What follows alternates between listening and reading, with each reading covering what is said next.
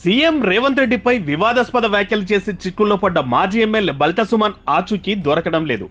చెన్నూరులో జరిగిన బీఆర్ఎస్ కార్యకర్తల సమావేశంలో సీఎం రేవంత్ రెడ్డిపై చెప్పు చూయించి తీవ్ర వ్యాఖ్యలతో విరుచుకుపడ్డారు సుమన్.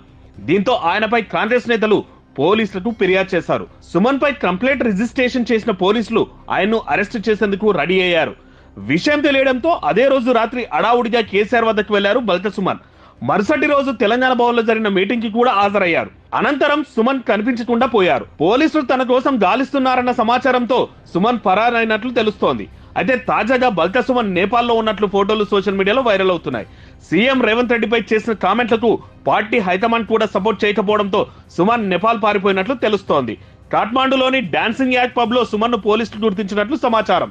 హైదరాబాద్ నుంచి మధ్యప్రదేశ్ వయా యూపీ నుంచి సుమన్ కాఠ్మాండు పారిపోయినట్లు చెబుతున్నారు. అయితే దీనిపై ఇంకా పోలీసులు మాత్రం స్పష్టత ఇవ్వలేదు. సుమన్ అరెస్టు తర్వాతే దీనిపై స్పష్టత వచ్చే అవకాశం ఉంది.